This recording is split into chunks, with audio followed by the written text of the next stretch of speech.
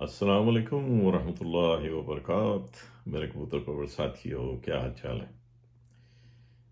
दोस्तों। मैं एक बात एक्सप्लेन करना चाहता हूँ कि लास्ट वीडियो में मैंने कबूतर प्रैल मसैल और हडैर के बारे में डिस्क्राइब किया था कि कैसा होना चाहिए, उसमें क्या क्या खूबी होती है।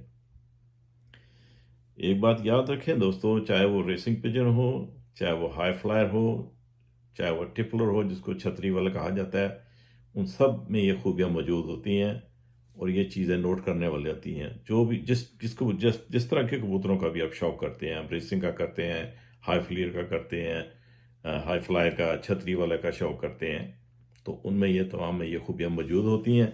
और जो मैं बताता हूँ उनको आप ज़रा गौर किया करें। और अ, और ये ऑथेंटिक बात है। आप इंशाल्लाह अगर आप देखेंगे, और फिर जैसे मैंने उंगलियों के बारे में बताया, अब आप जो मैं बताता हूँ, जैसे मैंने लास्ट टाइम भी कहा था कि आप जो कबूतर परफॉर्म किए हुए हैं दोस्तों के हैं या आपके पास, उनको एग्जाम करें, आपको वो चीज़ें तमाम वो पॉइंट नज़र आएंगे जो मैं आप लोगों को बताता हूँ। सेकंड बात ये है कि दोस्तों, कुछ दोस्त मुझे अपने कबूतरों की पिक्चर शेयर करते हैं और कुछ मैसेज वगैरह भी करते हैं।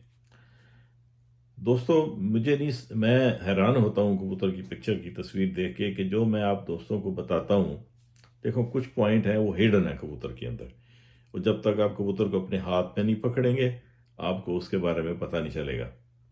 यानी कि उसके आप हड्डी को एग्जाम नहीं कर सकते, उसके जोड़ को नहीं देख सकते, उसकी मसल्स, आप जो चेस्ट के मसल्स आप एग्जाम नहीं कर सकते, उसकी गर्दन, आंख जो वो नहीं देख सकते। पिक्चर में जो कुछ आप देखते हैं वो आपको वो नज़र नहीं आता जो होना चाहिए कबूतर के अंदर, जो वो नज़र नहीं आता। इसलिए कि कुछ पॉइंट हिडन है, कुछ पॉइंट जो विजिबल हैं, जो जाहिर हैं, जो बज़ाहिर नज़र आते हैं, जैसे उसके पंजे हैं, उसकी नोक है, उसके खड़े होने का स्टाइल है, उसके पर नज़र आ जाते हैं। तो ये चीज़ें तो कम से कम वो होनी चाहिए उस कबूतर में जो मैं बताता हूँ मेरे दोस्तों। तो मुझे हैरानगी होती है देख के कि आप लोग क्या, जो मैं बता रहा हूँ उससे आप लोगों को क्या उससे आपने सीखा और क्या मुझे दिखाना चाहते हैं आप। कम से कम वो चीज़ नज़र ज़रूर आनी चाहिए जो मैं बताता हूँ आपको। ठीक है। दूसरा, अपना एक हाँ, उड़ने वाले कबूतर में अगर कोई 19-20 की खामी है तो डजंट मैटर, कोई बात नहीं। लेकिन एक बात याद रखें, जब पेयरिंग में कबूतर को लगाना है ना, आपने जब जब आपने जोड़ा लगाना है, वो कबूतर परफेक्ट होना चाहिए। यानी जो जो चीज़ें मैं आपको बताता हूँ कि बॉडी ऐसी हो, उसकी आंख ऐसी हो, ये चीज़ें अगर आप उसमें दुम एक पर की तरह हो, छोटी दुम हो, ये अच्छे कबूतर की निशानी है, गर्दन लंबी हो, ये चीज़ें खूबसूरती में आती हैं। इससे प्रवास का कोई ताल्लुक नहीं। प्रवास का जो ताल्लुक होता है उसके बॉडी स्ट्रक्चर, उसके पर, उसके चेस्ट मसल के ऊपर, जो उसके सीने के जो मसल है वो कितने मजबूत हैं, और कबूतर कितना स्मार्ट है, और उसका जिस्म कॉर्क की तरह है कि नहीं है, आंख चमकदार है, रोशन है, कुशादा है, बड़ी है, पंजे उसके नली उसकी पतली है, उंगलियां पतली लंबी हैं, कुशादा है, यानी खुली हुई ऐसे नहीं होनी चाहिए। अगर इसको खोलें, इसको तो जितना मैक्सिमम आप खोलें ऐसी होनी चाहिए कबूतर की उंगलियां, और लंबी होनी चाहिए। तो ये पेयरिंग के लिए मैं आपको बता रहा हूँ। तो इसलिए परख जो है ना, अगर कोई दोस्त कहता है जी, कई दोस्त ये कहते हैं जी कि परख कोई नहीं होती, कुछ लोग कुछ कहते हैं, कुछ कहते हैं, ये असल में उनके लिए अंगूर खट्टे हैं, उनको पता ही नहीं है कबूतर के बारे में। देखा ना, आपने पहले ये देखना है कि जिस बंदे के पास आप कबूतर देख रहे हैं, या फिर जब अपने इल्म इल्म के मुताबिक इल्म बात करता है, तो आप ये जानने की कोशिश करें उसका सोर्स, कि उसने कबूतर कैसे बनाए। उसने कहीं से कबूतर से खरीद के लेकर आया, किसी तल्लुकात से लेकर आया, फिर जो कबूतर लेके आया उन कबूतरों में से आगे आउटपुट क्या हुई। जब आप ये चीज़ें देखेंगे तो आपको अंदाज़ा हो जाएगा कि हाँ, इस बंदे को परख के ऊपर कितना अबूर हासिल है।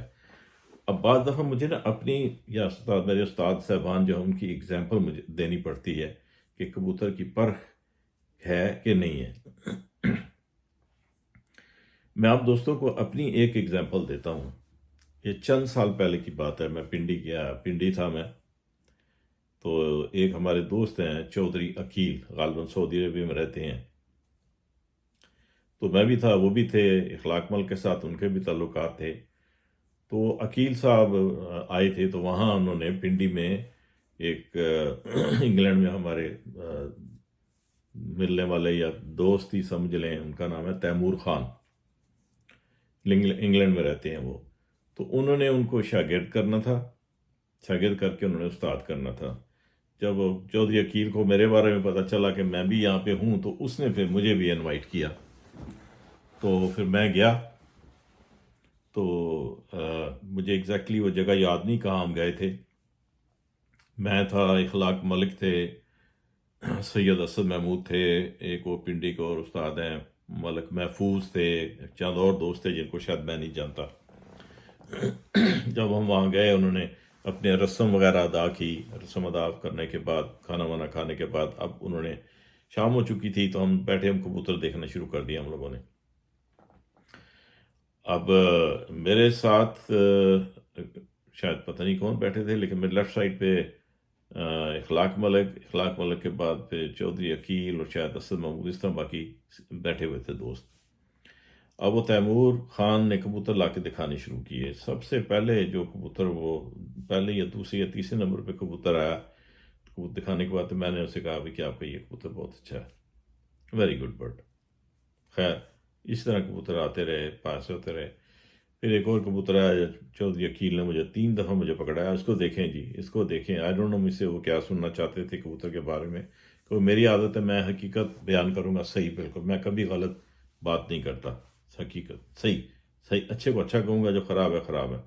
अगर नहीं मैंने बात करनी, तो मैं, अगर अच्छा भी होगा या बुरा भी होगा, मैं कमेंट नहीं करता, मैं चुप कर जाता हूँ, उसके ऊपर कोई कमेंट नहीं करता, अनलेस कि कोई पूछे। अगर वो पूछेगा तो मैं बिल्कुल सही बताऊँगा। और जब कबूतर दिखा लिया, सारे दिखाइए, तो अब फिर बाद में तैमूर खान उठे और उन्होंने कहा था, अब मैं आप लोगों को अपनी पसंद का कबूतर दिखाता हूँ। और फिर क्या हुआ कि वही कबूतर जो मैंने पसंद किया था, जिसकी मैंने तारीफ की थी, तैमूर खान ने फिर वो कबूतर लाके दोबारा दोस्तों को दिखाया। उन्होंने कहा जी कि ये मेरा कबूतर सबसे अच्छा है और ये मेरा फेवरेट कबूतर है। तो मेरे बात करने का मकसद ये है कि दोस्तों, ये परख है, इसको सीखेंगे तो फिर ही आपको पता चलेगा। जब तक आप सीखेंगे नहीं, तो आपको समझ नहीं आएगी, आप कंफ्यूज रहेंगे। और जैसे मैं पहले भी कह चुका हूं कि आप अपने शौक को बेहतर करने के लिए अपना कोई टीचर ढूंढें, कोई ऐसा दोस्त जो बहुत प्यारा दोस्त हो, जिसको जिसको नॉलेज हो, वो आपको बताएगा। इसके बगैर फिर अपने कबूतरों से आप सीखें। जब तक आप ऐसे नहीं करेंगे कि आप कभी कामयाब नहीं होंगे। जैसे आप देखें ना, मैं बता रहा हूँ, फिर भी मुझे ऐसी कबूतरों की तस्वीरें दिखाई जाती हैं कि जिनमें वो चीज़ें जो ज़ाहिर नज़र आने वाली, वो नहीं होती।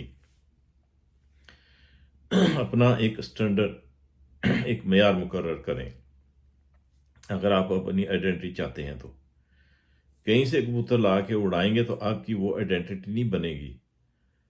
कबूतर उड़ाने का जो फन है ना, इसकी अब वो वैल्यू नहीं रही जैसे पहले होती। कभी किसी के होते थे, शाम में हर बंदा ही कबूतर उड़ा लेता है मेडिसिन के ऊपर। बहुत सारे लोग हैं जो कबूतर शाम को, अब नतीजा ही शाम को निकलता है। इसलिए कि अब कोई नहीं कह सकता कि मेरे पास ज़्यादा नुस्खे हैं या उसको नहीं उड़ा सकता। नहीं, अब तकरीबन सबके पास ही हैं। लेकिन बेहतर नुस्खे जो देसी होते हैं, अगर आपके पास देसी हैं, तो वो भी, उनसे भी कबूतर वैसे ही उड़ते हैं। और इसमें कबूतर परवरी में सबसे जो अहम जो नुक्ता है, वो सबसे अहम नुक्ता है कि कबूतर अच्छा होना चाहिए। और कबूतर आप उसी सूरत में अच्छा बनाएंगे कि जब आपके पास नॉलेज है। और नॉलेज नॉलेज नॉलेज लेने के लिए आपको फिर अच्छा सोर्स भी चाहिए कि जो आपको मुखलस होकर और सही ईमानदारी से आपको बताए। तो ऐसे बहुत कम लोग हैं जो होंगे। और ये मैं आपको बता दूं दोस्तों, मैं कहता हूँ बहुत कम लोग हैं, आप अपनी फिंगर टिप्स के ऊपर गिन सकते हैं जिनको कबूतर का नॉलेज होगा। किसी को कम होगा, कोई एक या दो होगा जिसको नॉलेज सही होगा कबूतरों के बारे में, जो कबूतर को समझेगा। जब आप किसी चीज़ की बेसिक को समझेंगे ना, कि कबूतर के पर का क्या मकसद है, पर के तराश का क्या मतलब है, उसके बॉडी स्ट्रक्चर का क्या मकसद है, जब कबूतर ने परफॉर्म करना है तो उसको परफॉर्म के लिए क्या कौन सी एनर्जी चाहिए उसको। फिर जब कबूतर उड़ता है तो उसको उड़ने के बाद जो अपनी एनर्जी वेस्ट करता है, तो उसको रिकवर कैसे करना है। आप देखें दोस्तों, मैं आपको बता दूं कि आप हम ये समझते हैं जी कि कबूतर गर्मी में बहुत ज़्यादा कम उड़ता है। कबूतर जब यहाँ से आपकी छत से उड़ा, जब आसमान में जाके 1-1.5 मील के ऊपर गया, तो कबूतर वहाँ पे टेम्परेचर बहुत कम हो जाता है।